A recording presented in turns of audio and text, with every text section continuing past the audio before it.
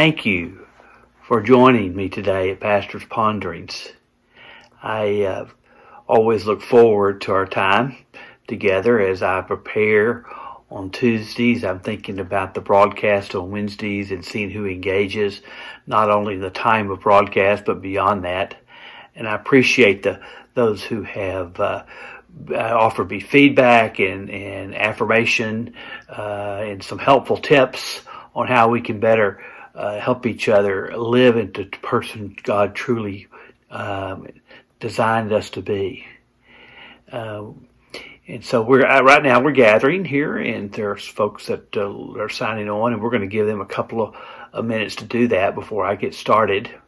But I'll go over the kind of where we have been before when I get started in order to get us going.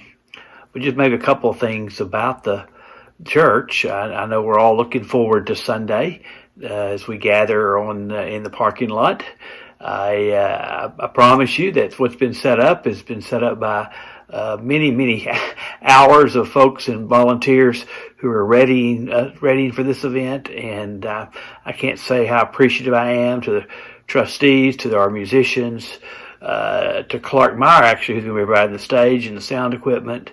I really look forward to being there in the parking lot with some of you. Now, I know all of you will be able to be there for various reasons. Some may be safety, and I understand that.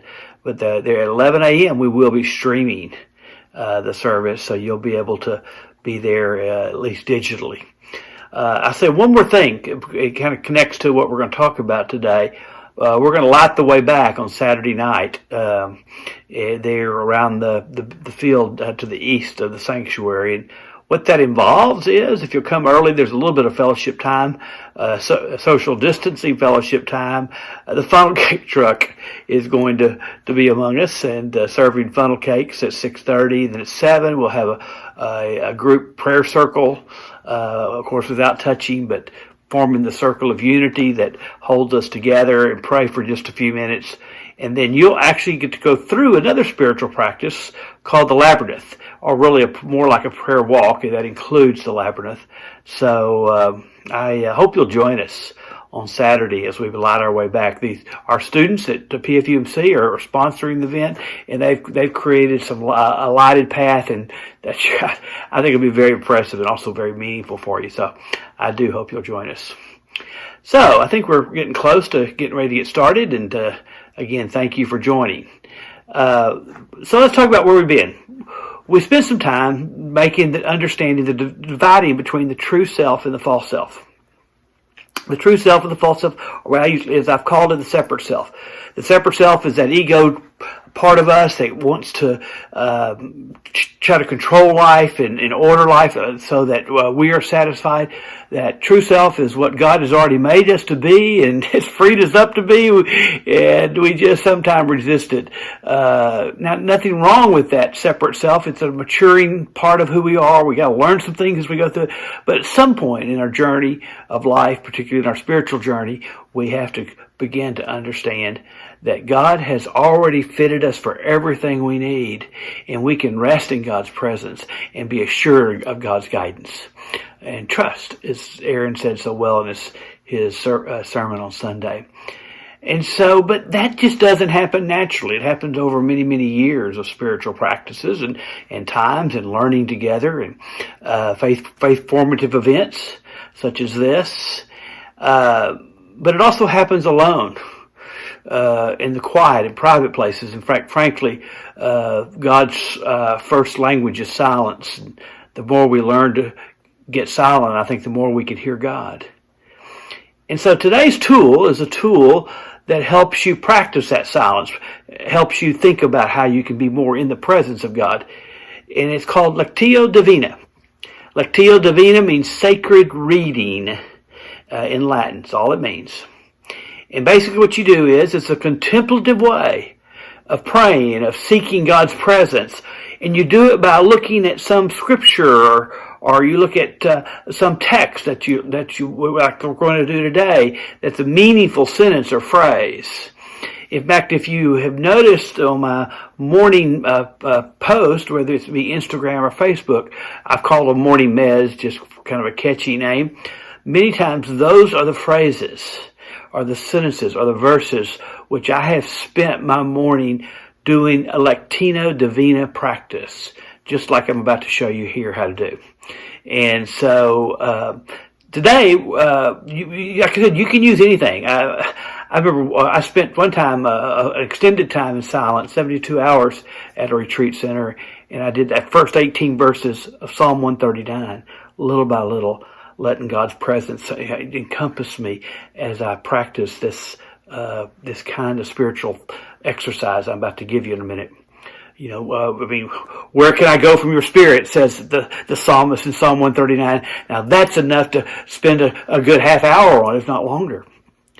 But today, in Scripture, we're going to use a phrase it's a phrase that's been jumping out at me. It comes from Richard Rohr's book, The Universal Christ. And he writes a very simple sentence.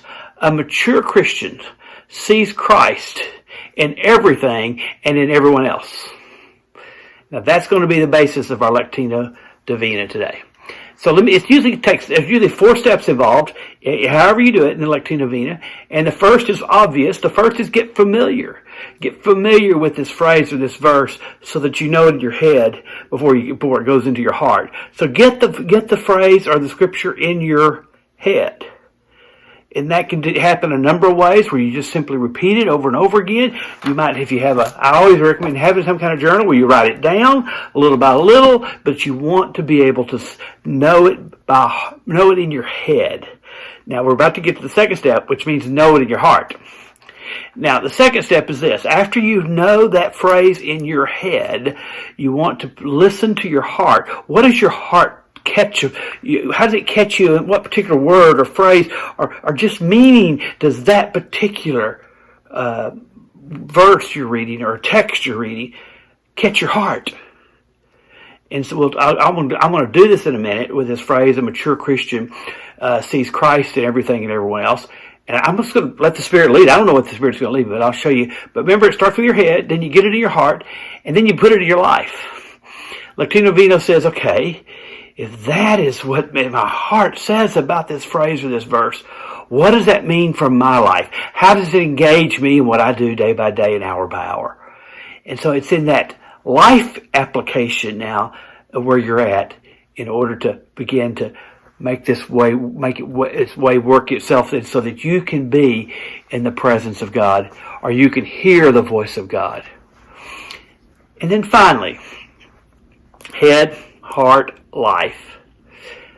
Finally, you want to place it so that it has a permanent home for you. Now, sometimes this can be an out loud prayer. I don't necessarily recommend that. My most common practice is to journal at this point. Is once my head has got it and my heart has got it and I'm thinking about my life, I want to spend a few minutes just journaling, writing it down. Some people can journal in their interior head. They are in their hearts. They had the ability to process that without writing it down, and that's fine too. But you want to be able to expand on that which you have placed in your head, in your heart, and now your life. And those are the 4 steps.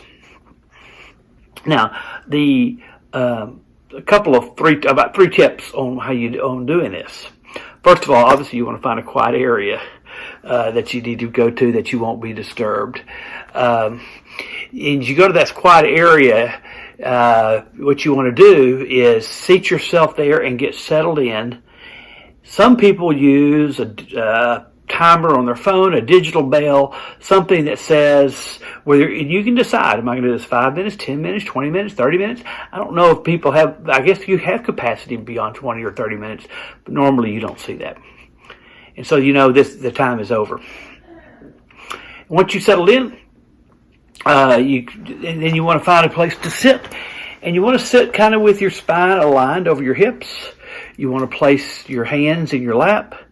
And you simply want to put your feet firmly on the ground. Because the ground, God can speak to the ground. And then you might take a few breaths. I recommend nasal in, mouth out. Do that until you're noticing your body's relaxing. The muscles that might feel some tension are giving way. Now you're ready to go through the 4 steps.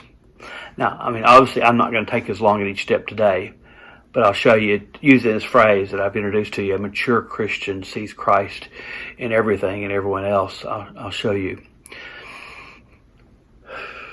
Here we go. Russell. A mature Christian sees Christ in everything and everyone else. Okay, my head has it. Okay, sorry for the interruption, but I just want to show it to you. And then I might take a few more breaths. Just sit in the silence as it sits in your head.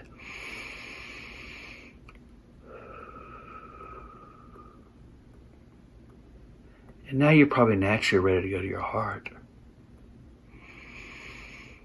Let me try.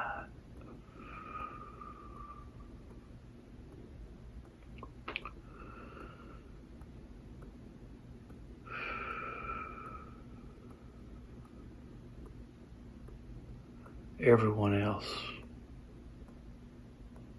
I can't tell you how many people I find myself divided from. Now, this is in my head. That means everyone. I just take breaths and I let those thoughts find their way to my heart. Now, at this point, there's a possibility you get distracted or something might even interrupt you. Or you just, you decide, I don't like this. Or you get judgmental or whatever it is. Here's what you do.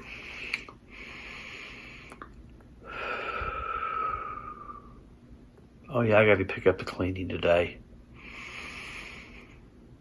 That's a cloud that just went by me. It just passed by. Yes, I have to pick up the cleaning today, but I don't judge it. That thought is just a cloud. It moved on just like any other cloud.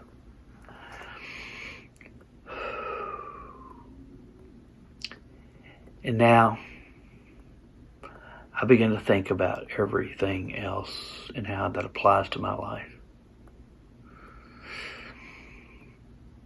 Folks that I pass by and ignore every day. Folks that don't look like me or just, again, these are all thoughts in my head. What does that mean? What does that mean for me? I think I'll make a more effort today to speak when I go to lunch to those who serve me.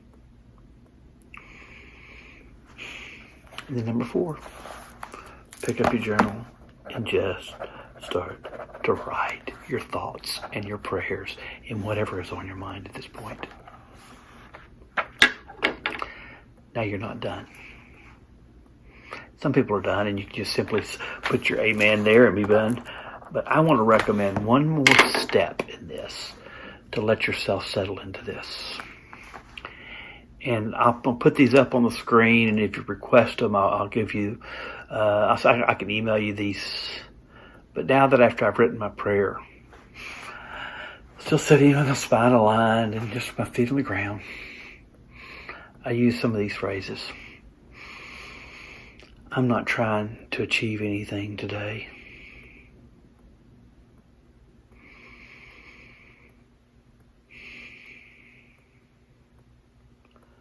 I have no goal in this moment.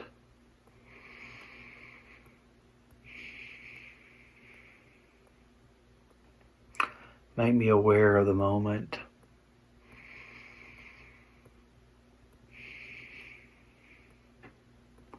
Make me aware of my presence in this moment.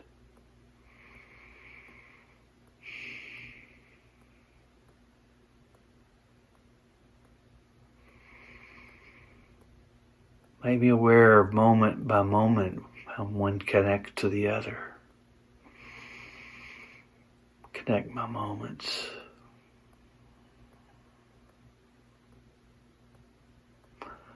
Make me be present with God.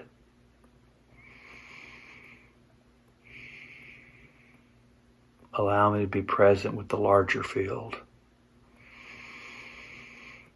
the universe, everything beyond me. And I always end with this one. May my life be in Christ.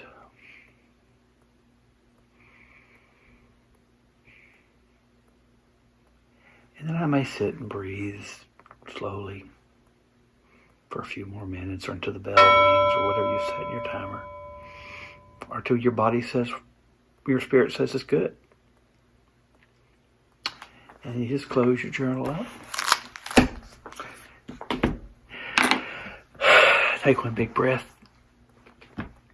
Sometimes I'll say a prayer aloud. Usually mine in the morning, the sun's coming up, I just look up and say, "Good morning, God." And then move on to my day. What do you think? It's one way for you to begin to listen to in the silence to your true self, and to begin to identify some things that allows you to claim who God really made you to be. Be glad to talk to you more about this if you'd like. We can chat by phone or Zoom or whatever you want to do. And it's called Lectio Divina, and there's lots of writings about it. So this is not original to me. You can go and look up a lot of this in other places. So thanks for sharing a few minutes with me today at Pastor's Ponderings. I pray that as God draws near, you become more aware. And I pray more of the person God made you to be finds ways to express itself to those who need you today. Hey, thank you again for joining. Have a great rest of your week. Take care now. Bye.